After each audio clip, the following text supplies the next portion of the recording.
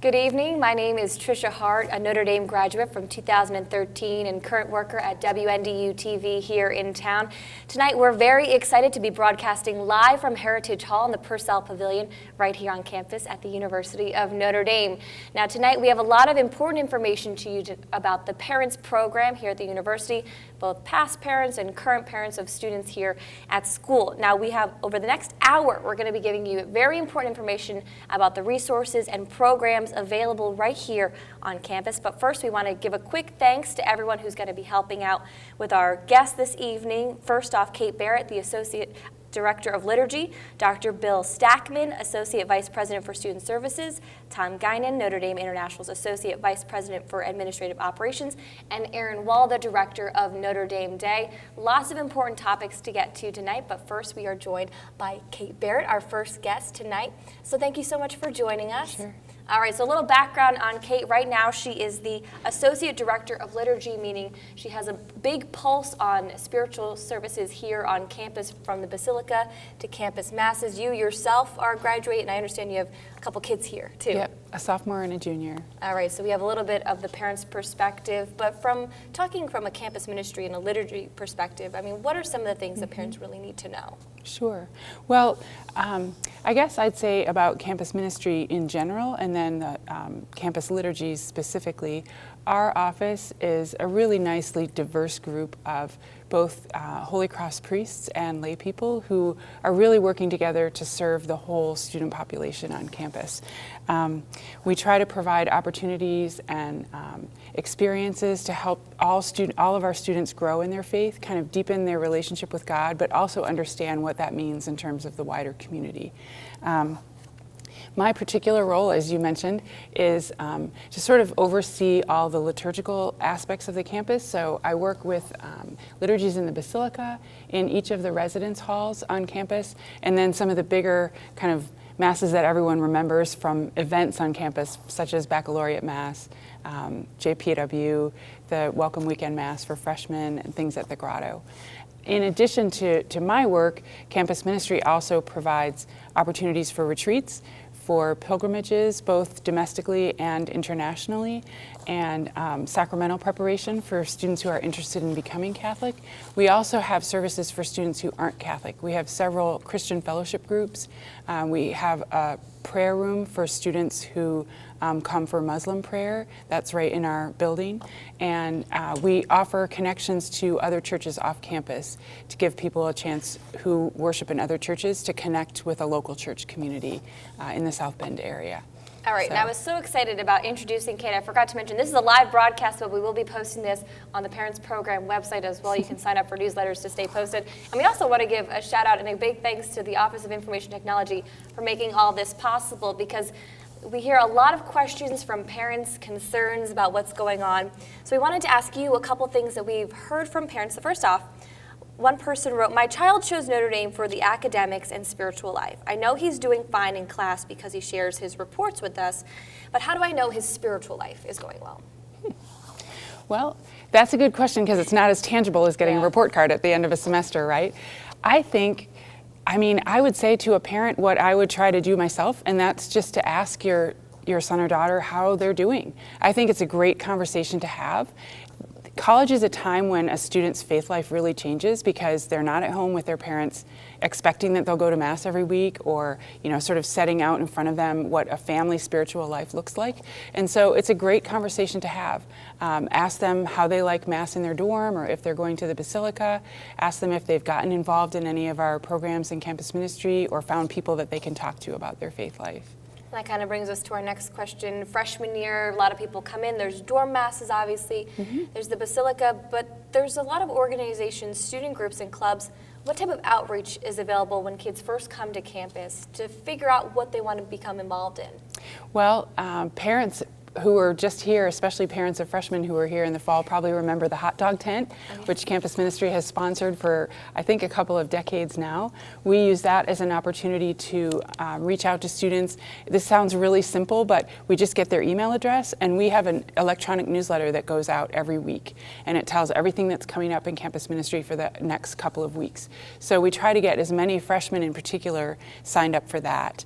In addition, we work really closely with the residence halls to make sure that people are kept abreast of what's going on there. So we send out information to all the hall staffs each week, rectors and assistant rectors and RAs, that they can talk to their students about. Because we've learned over the years that it really takes a personal invitation for someone to want to try something new. So if your RA says to you as a freshman, why don't you come to this event with me or come to this mass with me, chances are the student's going to go to something like that. And I know a lot of dorms offer cookies or hot cocoa after the dorm masses in the middle of the week. But we did have another question from a parent who's interested in finding out about arrangements for students that are Protestant in school, not necessarily of the Catholic denomination. So are there any non-Catholic masses available during the week? We don't have non-Catholic liturgies on campus. We have a couple of Christian faith-sharing groups, and as I mentioned, the Muslim prayer room. But we have really good relationships with other Christian churches and synagogues and mosques in South Bend, and connections in each of those places. And the people in those congregations are very, very generous about inviting students to come with them to their prayer services. So they'll come and pick them up on Sunday mornings, take them with them, get them involved in that community, and then bring them back to school. Yeah, there certainly is, once you venture off campus, a huge presence of other faiths, especially in this area.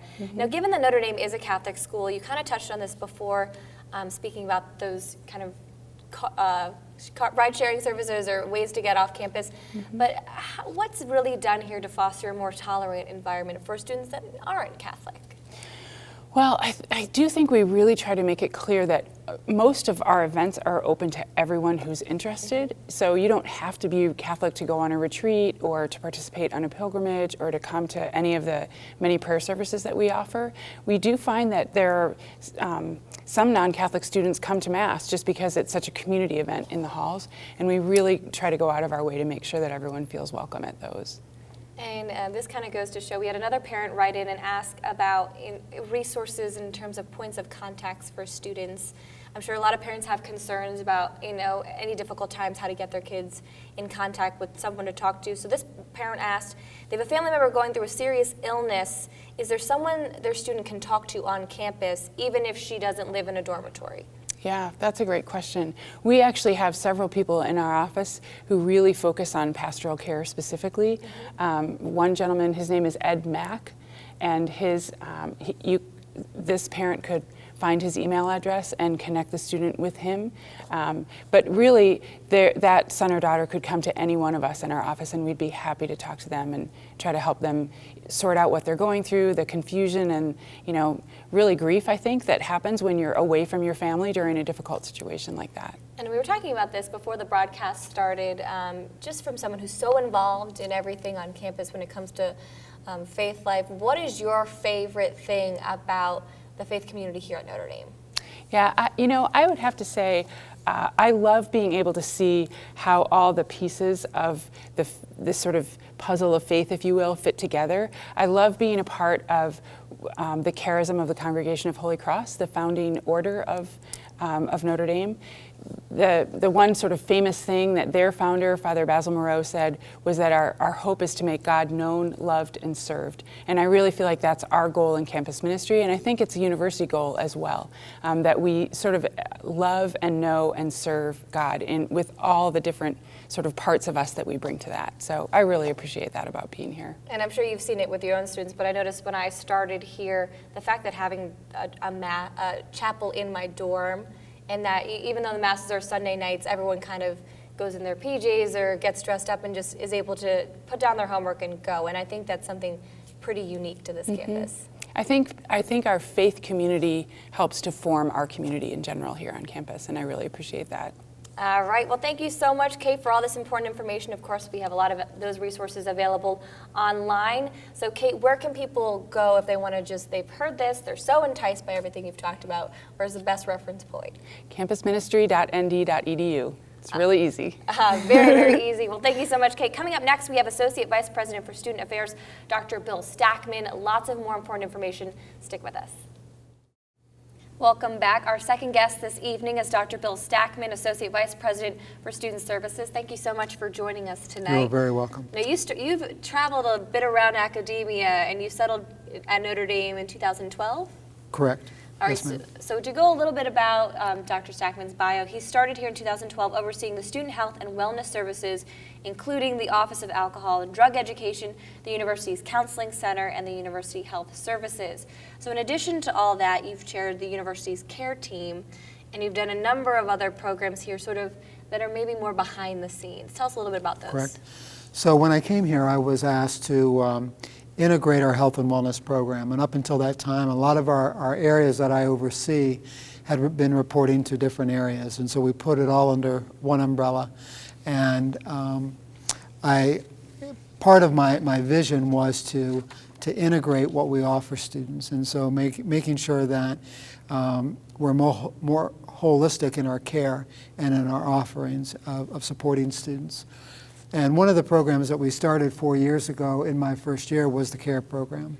And that is a program specifically to support students of concern in anywhere they are on the spectrum. So a little bit of everything. And you mentioned before you've had, at previous jobs, you've been student activities, you've been more involved with the students. But Correct. At what point do you see students here at the university? So in my role as in addition to what you shared, I'm also the Senior Deputy Title IX Coordinator, so I manage all cases of sexual assault. I oversee the CARE program, deal with a lot of crisis, and I oversee the Disability Services, Health Services, Counseling Center.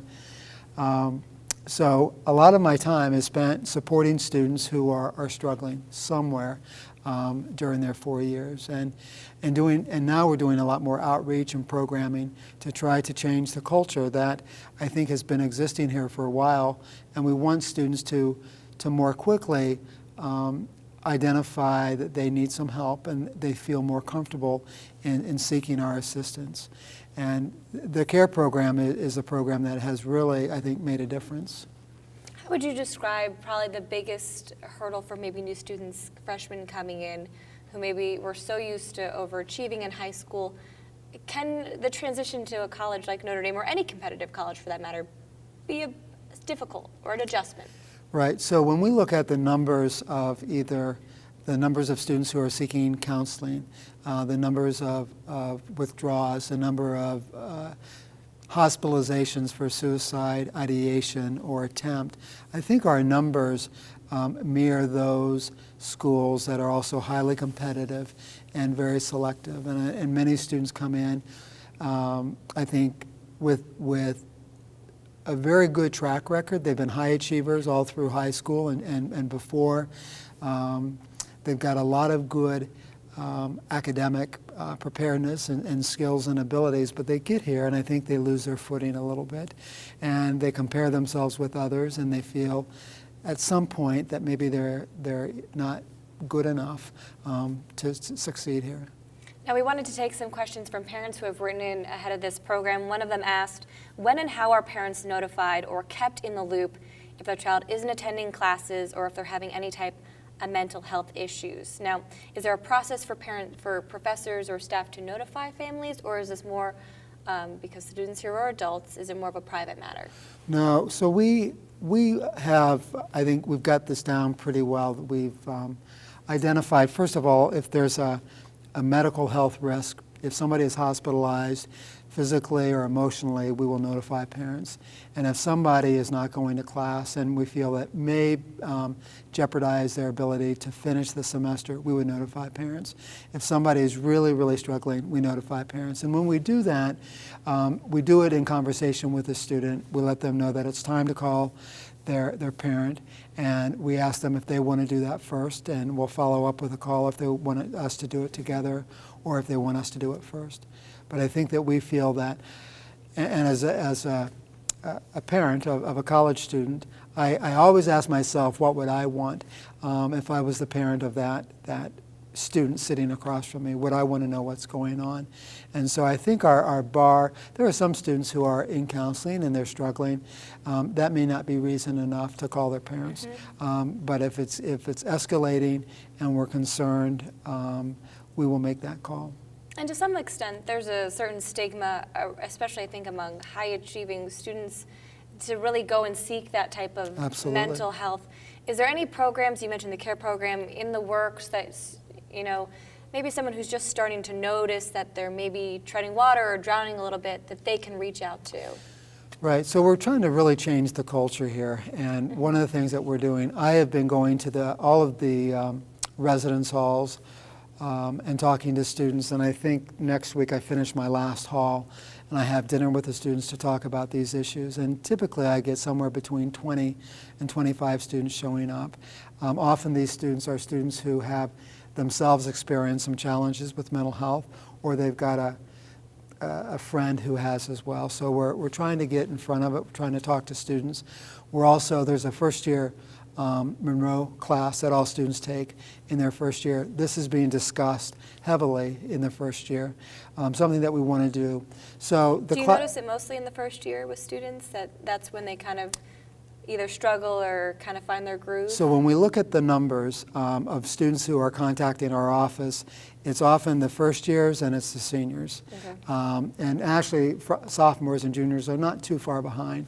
But we really want to get in front of this and let every student coming in know that they have a care consultant. So the CARE program, we started 4 years ago, and we had one case manager who was responsible for all students.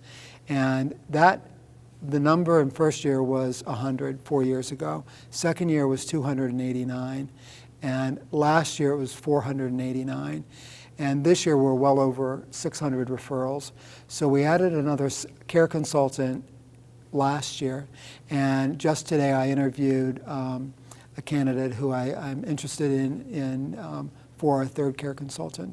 So we have added the number. And how we've divided the workload is that we have 8 colleges and schools, so every student here has a care consultant, depending on what college they're in. And so somebody is assigned, our new care consultant will have all first years next year. And then our second care consultant will have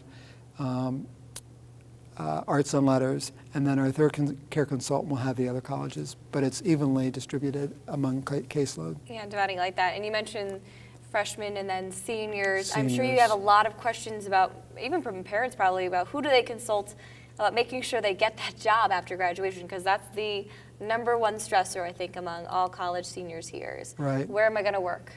And I would say I would call career services, and I don't think I would wait until if a parent was really concerned, I would call career services. And we had another question from parents asking, with all the possible activities, there are, I mean, you probably know the activity load too. They're worried that their child is not getting enough sleep. And I think that's probably a very common thing with kids with heavy course loads. I mean, is there any resources for something as simple as maybe they just need to catch a couple more Z's? Well, there are. So our wellness center is doing this sleep program right now. We just started it this semester, and we're working with a cohort of students in measuring and monitoring and supporting them around sleep. And there's also, so what used to be the Alcohol and Drug Center has converted into the Wellness Center. And they are doing a lot of proactive outreach programs to help students around all aspects of health and wellness. And then what's your last bit of advice for, I think first semester, and I think as you get further in your major, you notice the course load is adding up. What's the best piece of advice for students who are starting to feel a little overwhelmed? I say contact their care consultant. And one of our mottos with this program is that no problem is too small. So what I would advise, don't wait until it gets really big. And if you're beginning to struggle or to worry about performance or what's going on, I would say contact your care consultant. And the care consultant is somebody who also works closely with the academic side, works with professors, the deans, Res Life. A little bit of everything. A little bit. All right, well, thank you so much for joining You're us so this welcome. afternoon, this evening, I should say. Please stay with us. Coming up next, we have another very important guest, Tom Guinan, Associate VP for Administrative Operations and at ND International. That's coming up after this. Welcome back. I'm pleased to introduce Tom Guinan, who has the longest title of anyone here, so I'm going to reference it, Notre Dame's International's Associate Vice President for Administrative Operations. You started back in April of 2013. That's right. So what exactly is your role here with such a long title like that? Well, it's actually going to be shortened due to popular demand. We're just going to refer to me as the Associate Vice President for Operations, which really entails supporting and managing all of our operations on campus in terms of our study abroad programs, the logistics, the finances, the administrative aspects of those programs, and also our fairly extensive and growing network of overseas facilities. So we have global gateway facilities in 5 locations around the world, in Dublin, London, Rome, Jerusalem, and in Beijing. And we have employees in other locations scattered around Latin America and Europe where we have programs. And so there's a lot of logistics and other sort of compliance issues associated with all of those activities. And so that's all falls into my area of responsibility. That all falls into your lap. And you're a father of several Notre Dame students who are planning to partake in some of this international study. Right. So my son Andrew is in Rome right now. He's a part of the John Cabot University program, and so he's a junior, and he'll be finishing up there in a few weeks. Actually, the semester will end in a few weeks. And my daughter Sarah, who's a sophomore, has been accepted into the Dublin program, so she'll be going there spring of next year. So that's exciting for me to be a part of their program directly, and I just was out in Rome 2 weeks ago, work-related visit, and visiting my son as well, and he's doing okay. He's fine. He doesn't miss us very much, and I don't think he's ever coming back. But he's too busy to miss you. He's too busy. Yeah, he's fine. Yeah. Yeah, I did the Washington D.C. program, and even though it wasn't technically abroad, you're certainly kept busy, but I know parents must have quite a few concerns before sending their kid even farther away from home than already. Yeah, and so it was interesting when we were talking with Andrew about going abroad and speaking with my daughter Sarah. I was speaking both as a parent and also as this coordinator, administrative operations director person, but it really brought home kind of the combined responsibilities that the parents have with respect to their students and also that Notre Dame has with respect to the students, and it's a shared responsibility, because the parents do need to be engaged with their students as they're planning, really as they're discerning where they might want to go. And then once they decide where they're going and then they actually start thinking about actually being in that location, parents then start to talk about, well, what's your kind of routine going to look like? Do you have a local cell phone number? You know, who are you going to be living with? How are you going to get around in your program location? Where might you go on the weekends when you travel? And so parents then begin to start coordinating all of those aspects of the programs with their children, and that becomes a bit more real. It becomes real when you start talking about specific weekend activities when you're abroad in I think that's the key. A lot of people go to, especially when they go to Europe, they travel a lot on the weekends because it's so easy. So for parents, how important is it to keep a pulse of where they're going to be? And you know, we were talking about this before with attacks in Brussels and kind of hostility in the Middle East. How important is it for parents to know where their kid's going and to have those kind of conversations? Yeah, it's really important, and we emphasize that to the students in our student information sessions, which are mandatory for all of our students, that they attend these before they go abroad. That we emphasize that there's a 3-way sort of communication ring between the students, their program directors, which in most cases is Notre Dame International, and then their parents, because parents usually are the most direct communication line for students. The students will communicate with them first in terms of what their plans are, and then if things happen, they typically go to their parents first. We often rely on the student and parent relationship to confirm student safety and well-being, and if there are issues that the parent is aware of that they bring to our attention, we can circle back with the students. So developing a good communication plan with parents and then keeping to it as you sort of evolve through a semester is important, and we always want to emphasize that to parents and then also to students, that you have to develop those plans and then see what works once you get there. And there has to be a certain amount of preparation from a parent's perspective, because worst case scenario, your son or daughter gets sick, they get injured. I mean, you were saying this before, it's very important for parents to realize they should probably make sure they have a passport too Right. before their child goes abroad. Yes, and there's a fun aspect of that too, because Visit. parents like to visit their children when they're abroad. So if your son or daughter is going to, let's say, Rome in the fall semester, it's a good idea to look at your passport and any of those family members who will be traveling with you, so sons or daughters who might be tagging along, because most people find out too late that your passport can't expire fewer than 6 months prior to when you travel. So if you get to the ticket counter and they say, well, sorry, you can't go because your passport expires in 5 months, Yeah. that'll be a problem. And so we advise parents, check your passport, look at your plans, talk to your travel agent, and make sure that you have all the documentation so that you can travel for fun and also in the event of an emergency. And just from a numbers perspective, it seems like most undergraduates try to do study abroad. Yeah. So we have a very high percentage participation rate amongst colleges and universities in the United States. We send more than half of our students abroad from each class every year. So it's about between 55 and 60% of students go abroad in some capacity. We have, for the first time, I think at least since 2000, more than 800 students will be going abroad for the academic year study abroad in 16-17. But we also have a much higher number who actually go abroad in the summer periods and in the short-term break periods. And so that overall we have over 2,000 students every year who are doing some sort of education, sort of a 4-credit program abroad of varying lengths. And so it's really a very important and integral component of the student's experience here at Notre Dame, such that there's an expectation that you will go abroad at some point. It just depends on where and for how long.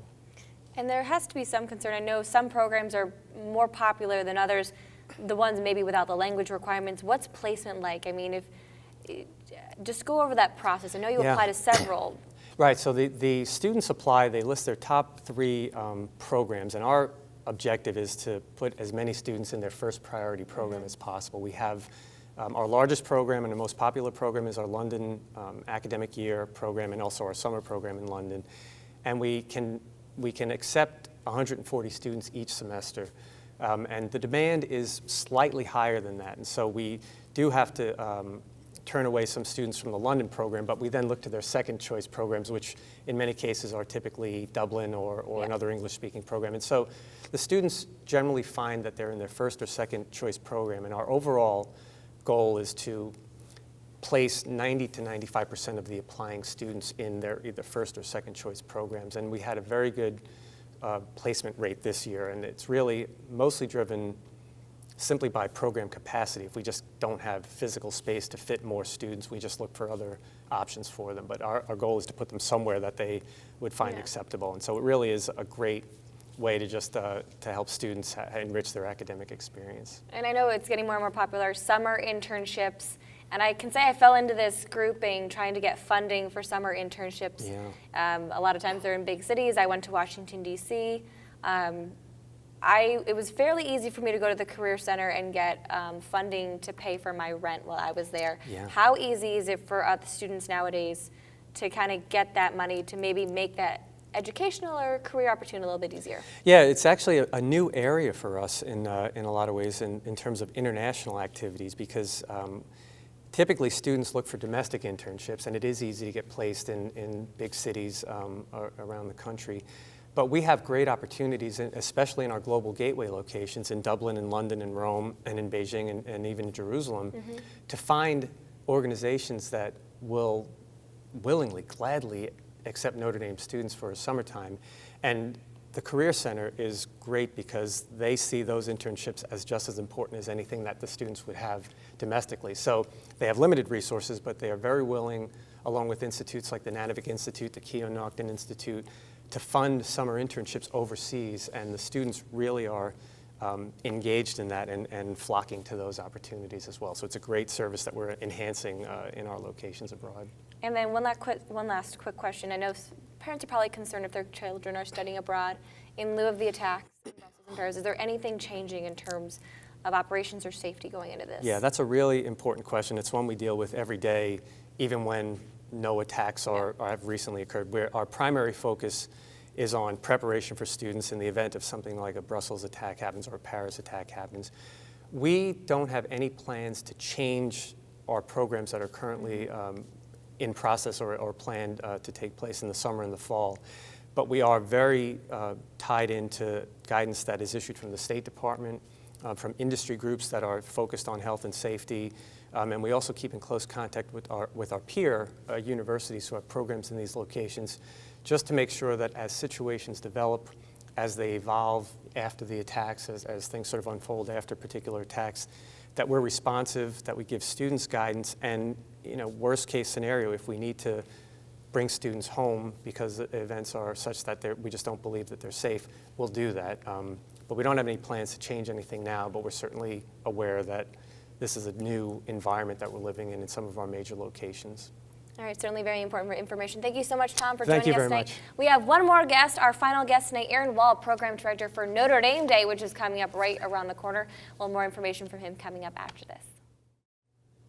Last but certainly not least, we have our Aaron Wall, who is the Program Director for Notre Dame Day. They are hosting the 3rd annual Notre Dame Day, kicking this off, I don't want to get the date wrong, 6:42 p.m. Eastern Time on April 24th, running through 11:59 p.m. Monday, April 25th. Thank you so much for coming in. Oh, my pleasure, Tricia. I'm so glad to be able to talk to you all tonight and share with you some of the great things happening on Notre Dame Day. All right, so I participated the first 2 years. It seems to get more and more fun each year. I haven't gotten the scoop as to what's happening this year.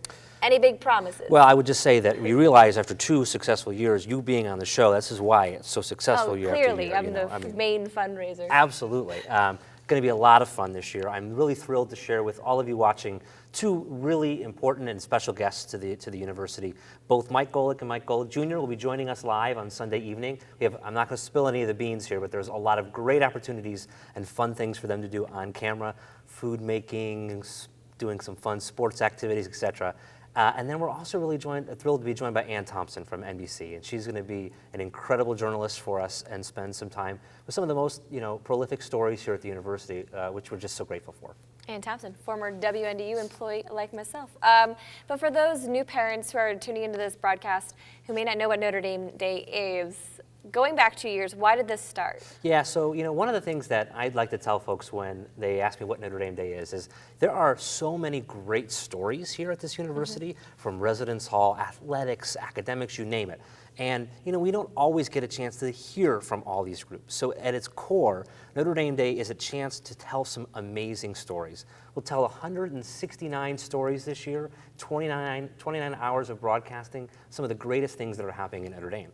And then on top of it, it's a chance for all members of the Notre Dame family to engage with us by supporting these and other programs that they love. And I'm thrilled to announce once again the $1 million challenge fund that we have been able to raise from the generosity of a few families that will be able to be given away by all of you, by the students, by the faculty, by the staff, to the things that they care most about at Notre Dame. And I know, just to kind of go over some of the moving parts, I know we do phone interviews and kind of Skype interviews with graduates that are off doing amazingly impressive research things or other cool jobs. And live reports across campus, because this does foster some activities around campus as well. It does. We have tons of activities on campus. We go all over the world. Last year, Tricia, my favorite interview was Rear Admiral Grady, who we worked with the Pentagon. I have no idea where he was. We had to go through the Pentagon to figure. We put us onto his aircraft carrier somewhere in the Pacific, and did it. Yeah, somewhere, I don't know. And we did an interview with him on the actual tarmac where the planes land, and talking about what it meant to be a Notre Dame graduate and an admiral in the Navy. It was really cool. So we'll be all over the world. We'll be all over campus, telling great stories and having a lot of fun too. I mentioned off the air that we're going to have fun athletic competitions. We're going to have sub-making contests. There'll be some things in the dining hall this year with food. How come I didn't get to do the food making competitions last year? Well, we figured you'd be a ringer. We wouldn't take away from the students. So gotta beat them. And it's a lot of student involvement too. I know it's students reaching out to alumni. It's not just the Ann Thompsons of the world hosting this. You have student reporters. Absolutely. Which is great. We have tons of students here that'll be reporting in the field for us and live on our set, which we host in La Fortune, and it gives great experience for them, right, to see what it's like to be you in a couple of years, right? Getting out there and doing that great work. All of the glory here. Now, 29 hours is a long time. Gotta take it. I've been there for the closing hour last year when the crew's kind of exhausted, but when you see those fundraising totals and you see how involved everyone got and how many people were involved. It's amazing, last year, and this is kind of a humble brag, but Notre Dame Day was the largest collegiate giving day in the history of higher ed, with 16,550 gifts being transacted by well over 10,000 individuals. That's just incredible. We haven't seen that anywhere across the country. It goes to show you how many things people at this university love and how deep and in some ways very specific, whether it's a residence hall or a varsity program or one of the incredible centers and institutes we have. People love this place so dearly, and to see everyone do it is pretty awesome. And when you're looking at the international spectrum of where alumni are living, there are still activities going on, even if it's 2 a.m. here and 12 p.m. somewhere else. Absolutely. We're in Beijing, we're in India, we're in Sri Lanka, we're all over the world. I mean, Notre Dame is a global brand, it's a global family, and we're everywhere. One of my favorite groups last year was the Club of Panama. And they had they had a little party at their president's little home in Panama, and they had about 20 folks there, and they were all on to our Skype interview, just told us about what they do to represent Our Lady's University in Panama. It was beautiful, right? It is great. So for people watching, they are now super excited, just like we are, for Notre Dame Day coming up in just a couple of weeks. How can they watch, give, and then vote? Yeah, great question. So beginning April 24th, as Tricia mentioned, we'll go live at 1842 or 6:42 p.m. from the La Fortune Ballroom. You can just visit NotreDame.nd.edu. You can watch the live stream from that space. You can also give a $10 minimum donation on Notre Dame Day, where you receive your 5 votes to cast for over 800 groups. Last year, each vote was worth $14.83, right? That's amazing. So by giving $10, last year you were able to give an additional $74.15. So you had some student groups walking away with a little bit. $40,000. Unbelievable. We more than doubled, through Notre Dame Day, more than doubled the funds available to student groups and residence halls last year. So at the very least, for prospective parents, this has to be a great opportunity to kind of just get a pulse of what it means, because I think everyone here can probably attest, when you graduate Notre Dame, you're not leaving behind the school by any means. The relationship deepens, right? You figure out, hey, I really loved my club lacrosse team, or I really was in love with my role-playing club, right? Whatever you were really involved with, that can continue. And Notre Dame really is a tool, Notre Dame Day, is a tool to do that. I tell folks, I have three daughters who happen to be all adopted, and there's a great couple organizations that students run, orphanages in Central America here at the university. You better believe I vote for them and give my money to them every year, because they're awesome kids doing awesome things. And you can vote multiple times. Yes. There's no limit. No limit. So your first gift, you receive 5 votes, and again, each vote last year was worth $14.83. And any subsequent gift you make of $10 or more receives 1 vote. I did have someone make 205 gifts last year, if you believe that. Sat there for 4.5 hours. Just watched it constantly. Really very much loved one program. I won't spill the beans who it was, but very much loved one program. Well, certainly, I don't really think any program gets too overlooked. No, absolutely not. Absolutely not. Well, thank you so much, Aaron, for coming. I'm so excited for Notre Dame Day coming up in just a matter of days now. And thank you for joining us again this year, Tricia. We're very grateful. I'm happy to break that $1 million fundraising effort. Absolutely. That sounds great. Well, thank you for everyone, all of our distinguished guests joining us here tonight. Please feel free to connect with the Parents Program anytime by emailing parents@nd.edu or through our proud to be ND social media channels, where you can get general Notre Dame news and pretty much everything Notre Dame. Again, a copy of this broadcast will be posted at our parents.nd.edu shortly after the conclusion of this program. We thank you for joining us, and keep sending us your questions, and have a great evening, everyone.